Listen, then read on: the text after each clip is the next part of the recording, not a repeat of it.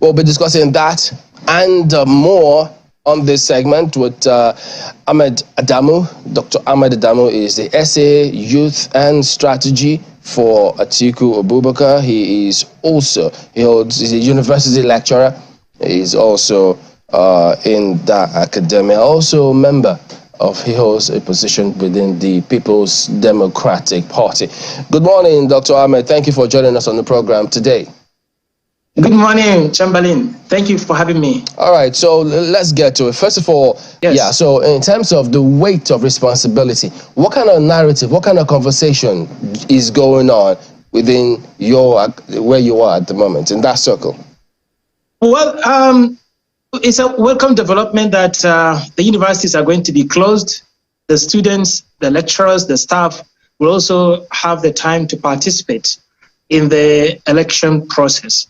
Because when you mentioned that up to 30% of the voters are our students in the universities, so we want that number to participate in the election because we want a larger voter turnout. Because this election, we want more people to participate because when people have interest in the election, tendency is that we're going to have much more interest on the governance because we want to improve the governance. And then when more people are participating, there's going to be more supervision and more interest, and that will enhance the good governance. And for the lecturers, they will also be participating as election officials on behalf of the INEC. So I think it's the best thing that the Nigerian government has taken to close the university. And above that, when you look at the situation in the country, the security concern, because of so many uncertainties. So it's the best thing for the safety of the universities for them to be closed at this hour, apart from their constitutional right, opportunity. It's for their safety too, because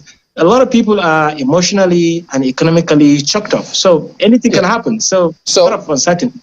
Before this announcement, I mean, we've seen several campaigns and politicians, they usually, the retinue of sprinkling of student population, student leadership in different parts of the country who tend to support candidates on the election day. You see them on the podium and things like that. Before this announcement came through, were the campuses buzzing? Were they looking forward to these elections? What was the atmosphere? Well, from our perspective, we've been visiting some of the universities, and a lot of young people of support of a change, because what we discovered was that a lot of young people in these universities, they are beginning to have independent mindset.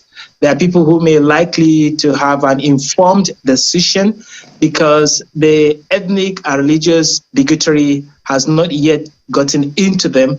So there are people who want to listen to the candidates to find out about what plans do you have. These are people, even in their student union elections, you see them holding their leaders accountable, want to listen to them.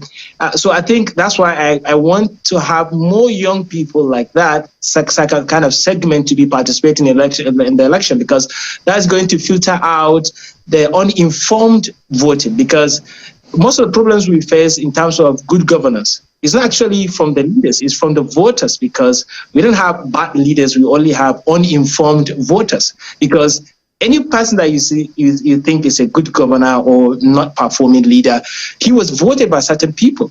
And people could have seen the incompetency of these people before the election. So when we have more young people who are not yet financially induced, who are beginning to have their independent mindset, I think they're going to be a better choice. And this is most important election for the young people, because whatever we are doing in this election is for the future. And who is going to live to see the future? So the future of these young people are at stake. And this is one of the most important elections for the whole country, because we are at a point where things have never been this worse. Things have never been this uncertain, economically, educationally, socially, especially when we talk about security.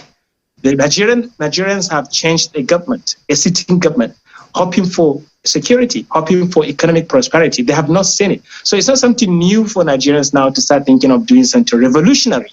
And this election, that's why I say it's one of the most important. But Dr. Ahmed, elections. If I could just jump in. So I know you heard about this narrative that young people may not or will not necessarily vote for the APC or the PDP, because they've seen these parties before. They know what to expect. They want to try something new. You are SAU to Atiku Abubakar. How are you relating with him, especially when this kind of narrative is out there? Well, one of the things that's very beautiful about young people is that they have this kind of analytical mind to think through, and not just to think of a party alone, but looking at the candidates themselves. But even if you're looking at the party, young people are aware of the hardships, if not themselves, but their parents are undergoing because of the failure of this administration. People have rejected the APC, and it has reached to the extent where people cannot walk freely showing any kind of identity of the APC, either because they are ashamed, or either because they are afraid that people can bend their anger on them because of what's going on. And young people are aware of the capacities of these candidates.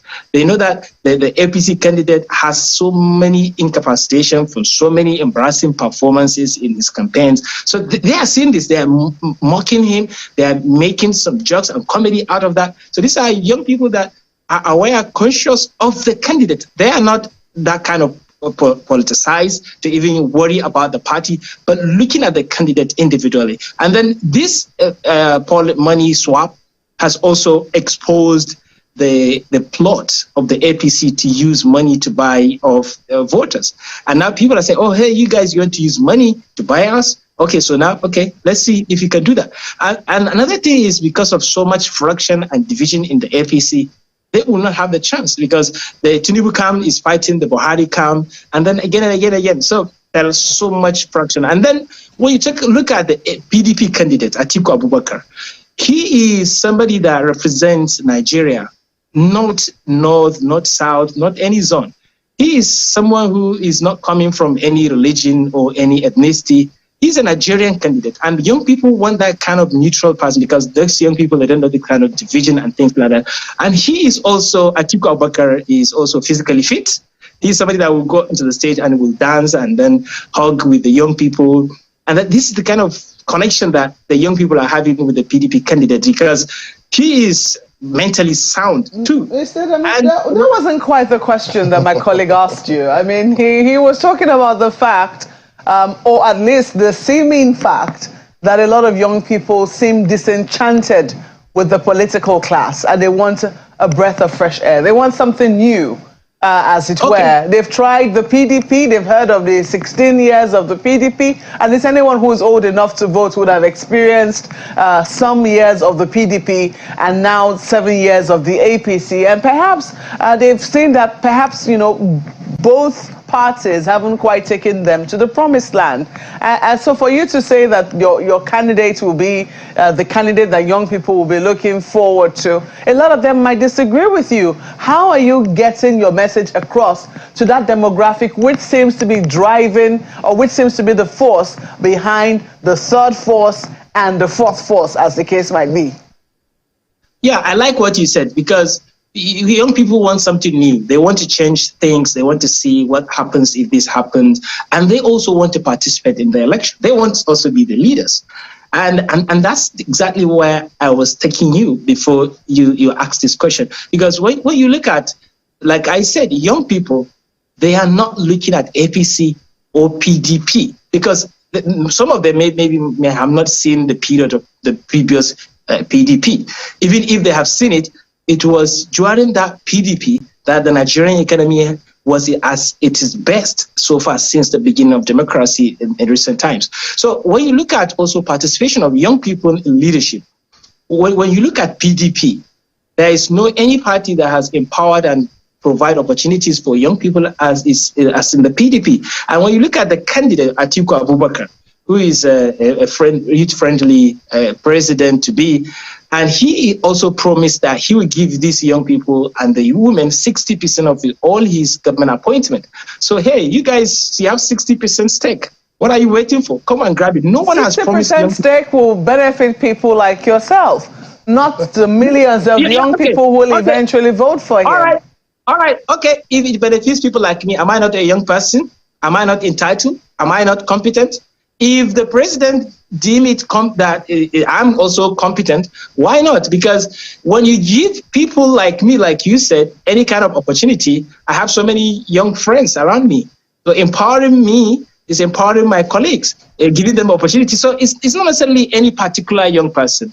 We're looking at it not like a personality or calling name, but young people are young people. But one thing that we guarantee Nigeria is that Atiku Abubakar will not appoint any young person who is not competent, because he's actually somebody who loves talent, intelligence, and what you make it. And he doesn't have to know you. The point I'm making, Mr. Damo, is the fact that appointive positions are only so many. If that is what we're looking at as the route to empowerment, that is only going to affect so many people. I mean, there are millions, and we're taking a look at the voting population now. It's very unclear how it's going to be split. But if we're looking at the youth population, which is almost about 40% of the voting population, the question is, what precisely will he be bringing on board, apart from appointments, that will bring out the entrepreneurship, which will bring out the, will I say the, I'm looking for the right word now, which will harness the talent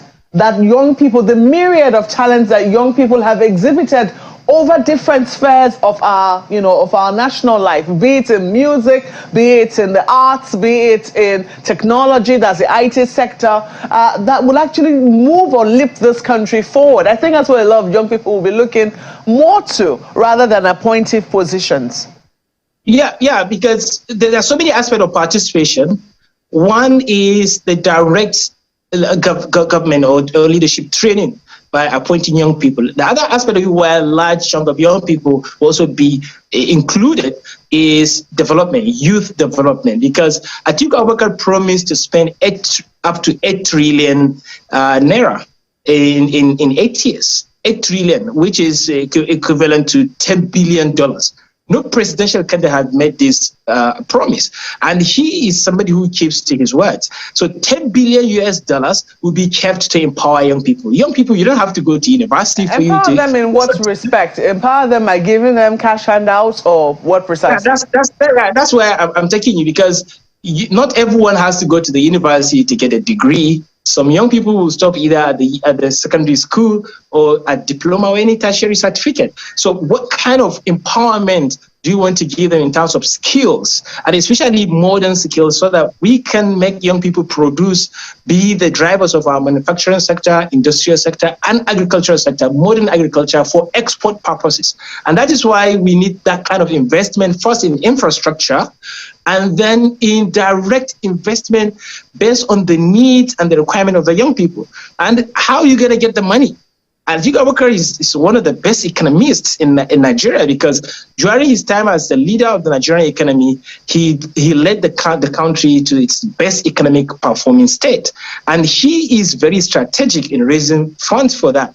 And I really trust that he will support young people. So young people, you don't want to lose this $10 billion for you, which is earmarked only for the young people. No presidential candidate has ever, no any president has ever done that.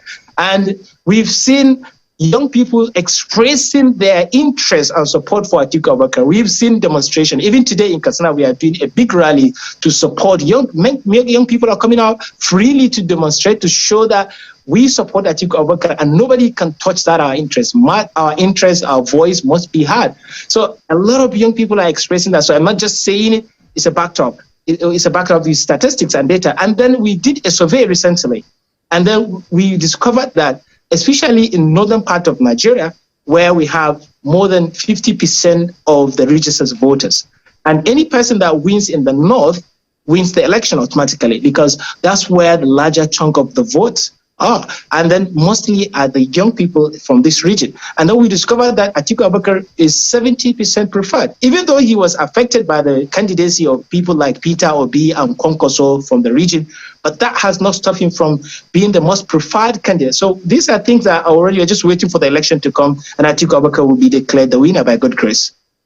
It'll be interesting to see what eventually happens on the 25th of February. But I am wondering, you are in the university system, and if there's anywhere where Nigerian young people have been dealt, will I say, or where they've held the short end of the stick, it's been in tertiary education. I mean, many areas of our education system are in a total state of disarray, I mean, or a state that has left a lot to be desired, especially government education system. A lot of people now resort to the private sector, but majority of young people still attend public institutions, and it's such a disgrace to see where it is that our public institutions are. Is it in terms of primary education? We know that primary education is basically the responsibility of local governments and state governments. Secondary education, both the states and the federal government also has a hand in it with what it does with the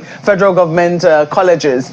But then tertiary education, which is also within the purview of the federal government and the state government, we've not exactly seen a lot of progress in those areas. Is anything, there's been so many years of strikes, particularly in the tertiary education sector. What precisely is the government, assuming he were to be elected come the 25th, what is he hoping to do differently to put a permanent end to strikes? Because we must admit that even during the PDP years, the 16 years of PDP, these strikes were also prevalent. Well, that's a very interesting question, because when you look at the antecedent of Atiku Abubakar, he's a product of education. And he knows that for any kind of person to come up again to be anything, to produce many of Atikus, that could only happen through education. And that's why he invested in all stages of education, from kindergarten to nursery, all through. And he gives scholarship because he knows the value of education. And somebody who has already invested, he has a lot of money to invest in many places, but he decided to invest in education because he knows the value of education. And that alone, you'll be rest assured that he's going to give. But let me go specific. At a time, and to answer this one, I'll have to take it through two layers. At a time of high tension and emotions, and a lot of people thinking about whether they want to belong to this country, and then at the time when we have these educational challenges, one of the unique policy of Atiku Abubakar is the issue of restructuring. Let me take it from these two perspectives. Atiku Abubakar wants to empower the states to have more resources, to have more power, to have more control, so that they can also participate and heavily invest in the educational sector. Because when you have so much power and resources centered in the central government, that's going to be a room for mismanagement, inefficiencies, corruptions, and so many bureaucracies. And then the power and resources are very far away from the people. So before the money comes down to the people, it's going to take a long time. So let's allow the state to control resources, to have more money to invest in education, because we need 12 trillion naira investment in the next 10 years in education for us to have that kind of enabling educational environment. So Atiku Abubakar will embark on the restructuring. That will also create competition and harnessing of so many potential resources that are not being harnessed. And that will also lead to the investment, because there is no two ways about it. Education is about money. It's about investment. And even you're talking about the quality of the teachers, you talk about the infrastructure, about access, it needs a lot of money. And then how do you get the money? Well, we have so many abundant resources. Let me give you an example. In Katsina State, we are worth 4 trillion worth of resources, but we are only collecting and waiting for the fact distribution of 4 billion every month. And then once we pay salary, we have nothing left.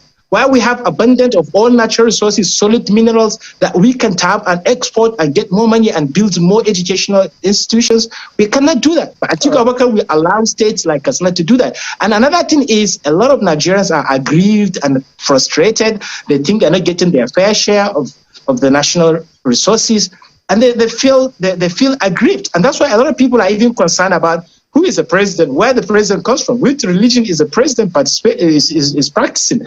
Hey, people wouldn't worry about those minor things if they have so much powers and control close to them. They decide, they become responsible for their outcomes. And the state governors will not point fingers of blame to the central government because they are empowered. Let me jump in and ask you, how did you come to that conclusion that Atiku Abubakar is the preferred candidate in the northern part of the country? Because you said more preferred to the other candidates.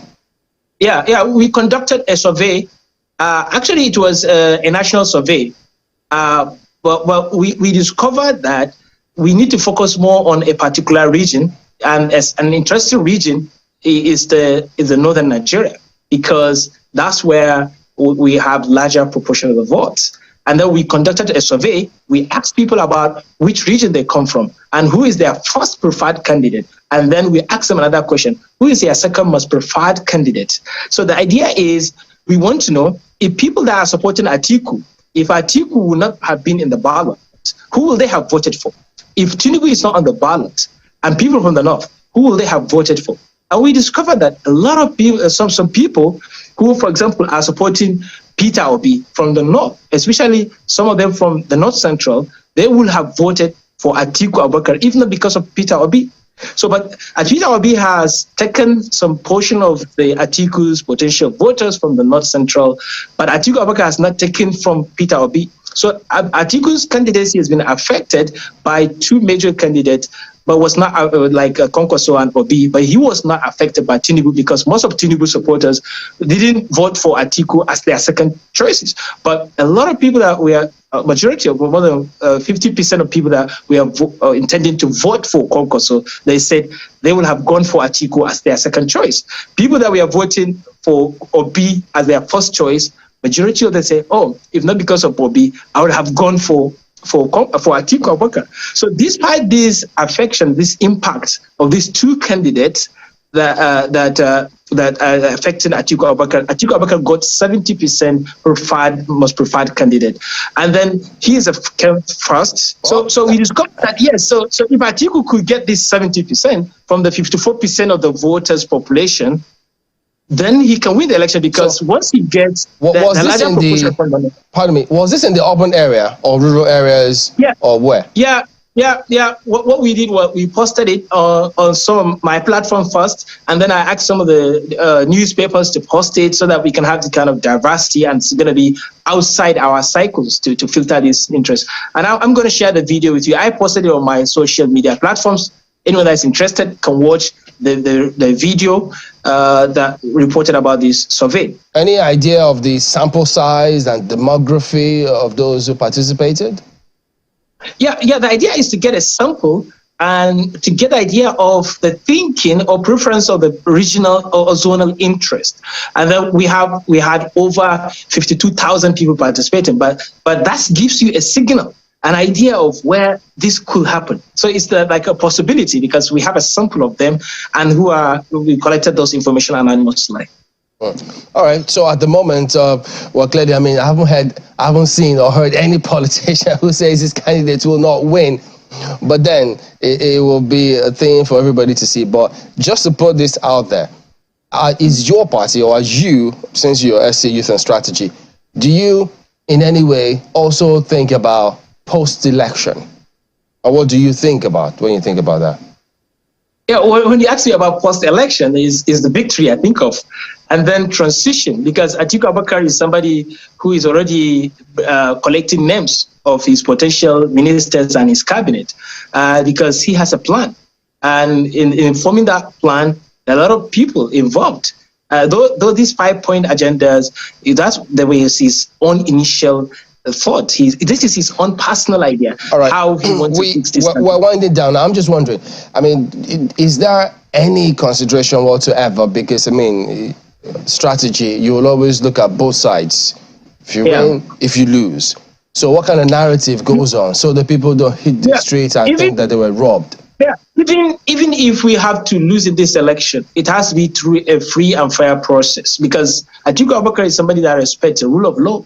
But we will not tolerate any kind of rigging, manipulation, or distortions. And that's why Nigerians need to open their eyes. They should not allow any kind of plot for rigging. And this election, it can only be peaceful if it is fair. So what I anticipate is fairness from the INEC. and the security as well, and all people involved. So what I think is Atiku Abubakar is not the first time he's losing any election, but he must lose if he has to through a fair process. Okay, so speaking about fairness, now we win the election. Are you satisfied with the preparations by INEC at the moment? Yeah, for the preparation, we are okay, but we still have a lot of some unrest about a lot of uncertainties, especially that is being caused by the money swap policy. Because when you go outside now, you see a lot of people who are stranded, frustrated, and a lot of people are really choked up, angered, and any kind of slight provocation, we cannot guarantee what's going to happen in this country. So, but because especially this money swap affected small businesses, people that hawk around who receive 5 naira, 10 naira, and then 200 naira. The money scarcity is affecting not only them, but even the big businesses, the service industry, because people are now only looking for money for the major basic needs, survival. Other service industries are really struggling at this moment. What do you make of those who say that all of this is orchestrated such that they'll be frustrated with the ruling party, and then your party, will benefit from it? Yes, because this is a fight between within the APC. Because so a function of the APC think if we can starve somebody, a candidate, that candidate who is banking on using on the money to buy vote, who we don't like, will not make it. And this person realizes that this money swap and this money scarcity is affecting him, and he's also fighting back. So it's a way of like we're watching them, but we are not banking on using money. We are banking on our capacity, our plans, and our track records. And we are not planning to use money to buy people, because people are already tired. People are willing to vote for Atiku Abubakar free of charge. People are bringing their money to vote for him because they are feeling in their stomach. They are feeling it in their head, frustration. You know, a lot of people are tired. They just want to change this administration. Is it true that he says he will do just one term if he wins? You know, this is a decision, it's a personal decision of Atiku Abubakar. I'm not in a position to tell you what Atiku Abubakar think about, but it's a question that I'm sure you must have asked him before. So if you were to advise him, what would you say? You're an essay. Yeah, consistency in good policies is good, because when you set a policy, it was very good, and then there's a break. Okay, go ahead. And then there's a break. We are going to go back. So I'm a proponent of a prolonged leadership, but that leadership must be good leadership.